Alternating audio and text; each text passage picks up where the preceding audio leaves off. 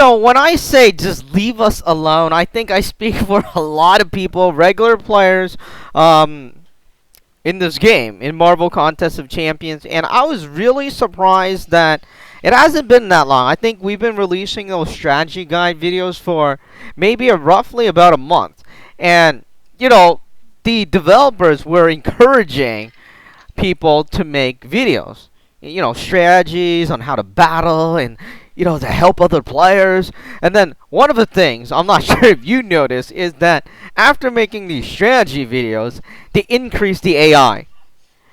I'm like, what is the point? Just leave us alone. What is the point of making strategy videos to help people if you're going to increase the AI, increase the difficulty, and increase everything else? What is the point? I mean, it doesn't help anybody. It just makes, then it's just like you're just telling people to make the video so they can market the game. I mean, I guess that is the point, but don't tell them to make a strategy videos or how to help people or whatever. But you know, that's why I'm like thinking, yeah, maybe we're not gonna release the videos anymore, because there's no point in releasing videos if they're just gonna increase the AI. This is not like a console game. I really wish it was like a console game. If it was a console game, they can't adjust it. You know, it's like, once it's there, it's there. And if somebody finds a strategy on doing something, that strategy is gonna be there, right? But they changed this thing, and I don't get why. The AI in the arena are definitely smarter. They're more awakened, and there are a lot of people complaining. I haven't played in the game much, but it's not like I got rusty in like a couple of weeks. But you kind of get what I'm saying. They're increasing the difficulty in the arena and the AI and stuff like that. It's just bothering a lot of people, especially with people that grind a lot. Who does it really help? You see, you don't see. There are some people that won't complain. They'll be supportive of everything. And sometimes I wonder, as a regular gamer, I've been playing games for over 20 years, and whenever there's something that's unfair, you see players talking about it, and something gets going and things like that. But in this game, you always see somebody countering, and it's funny because it's very apparent the problem with the game, especially with the amount of time it takes to grind, the crystal rates. And I know the crystal rates, they shouldn't have made the crystal. They should have just made a pack or something. Then nobody would have been complaining about it, because they didn't get it. They didn't get it. But the crystal, you see a bunch of stuff spinning. It kind of gets annoying. But other than that, people are complaining about the amount of time they have to invest into this game, the amount of money they have to invest into this game. And you would think that there would be a change or something, but there isn't. I mean, sure, they made the 4-star available through this 4-star $100 crystal. I guess that's how much it's worth. And, the 3-star in this 400 unit crystal. And, whenever I see somebody countering or some weird argument to something that is so apparent, the problem is right there. But they somehow find a loophole to argue. The first thing I think about is, does this guy have an investment in like Yahoo, in Alibaba, and then in Kabam? Because, Yahoo has investments in Alibaba, and then Alibaba has investment in Kabam. The more stuff they sell, these people holding the stock gets the money. And I have no problem with that. But don't go in the forum. That's like, or don't go into different places and start arguments and stuff like that. It's kind of like conflict of interest. Kind of. I mean, what do you call it? I've never seen that before. And this is like the first time I've ever seen something like that. It's really, really strange. It's really, really new to me. I mean, obviously I've dealt with people, and I know the type of people that just wants to argue for the sake of argument. And they would argue everything.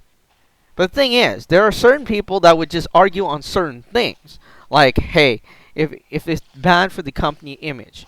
And you would think, hey, only a company employee would do that, right? Because as a gamer, would you care about the company? You don't care about the company. I mean, sure. I mean, you know, there's certain aspects like bigger companies like Marvel or DC, but Kabam is a small company. Well, there's a lot of, they have 900 or more employee, but it's not a recognizable company. When people think about Kabam, they don't think about quality. They think about, damn, this game has been draining my life, and I would rarely see people arguing for them. And surprisingly, too, in these areas, there are people arguing for them, and they play, they spend their time arguing more than playing the game, and that's a red flag. That's like saying there's something wrong with this guy because instead of playing the game as a gamer, they're spending more time trying to build the image of something else that isn't there, that isn't right. Everybody is feeling sad. I think I speak for a lot of people, a lot of old players. Sure, new players will get engulfed for the first month or two, and then they'll be like, you know, yeah. And then after the first month, 3 months, 4 months, they're gonna be like, oh, it's like a vampire sucking blood out of your body kind of thing. And most of them would start to complain. The only people that won't complain are the 1%, the people that are at the top going, yeah, we're going to be at the top forever. Yeah, the more stuff that makes the bottom people difficult, that's good. And then the second type of people are the employees. And the third type of people are the investors. I get that I get about the first type of people, the people that are already at the top. I get they don't care about other people. But they're in the game, so that's kind of fine, I guess. But like the investors and the employees, I really dislike it when they're part of your community, but it's a conflict of interest. Well, kind of. I'm not saying it's exactly. Yeah, their interest is for you to spend money. But whenever you say something negative, they laugh it off. They go, "You got it wrong, bro. That's not how it works." And then in their mind, as long as they keep on saying this, they will keep on getting money. Because the more crystals you buy, the higher your shares or higher whatever they get paid and the dividends and whatnot. So it's like kind of like if you sell a car, of course you're going to say this car is great. Even though if it's rusty, it's broken, the windows are it's like, this thing runs great. I know it might be a bit busted. That's what it looks like. But truly, the engine, everything works perfectly. The outer shell might need a little decoration, but hey, they're selling something. They have something to sell. So, anyways, I don't know. That's what I feel about this game. I'm going to tell you this. I have never, through my 20 plus years of gaming, experienced this before. This is the first time I've actually dealt with people that are strange. Because, first of all, they sit there. They sit there like battling on the forums or battling on online stuff or whatever. They're battling on the internet, on the websites, on the comments. They're battling on the comments more than they actually play the game. And that's always something wrong.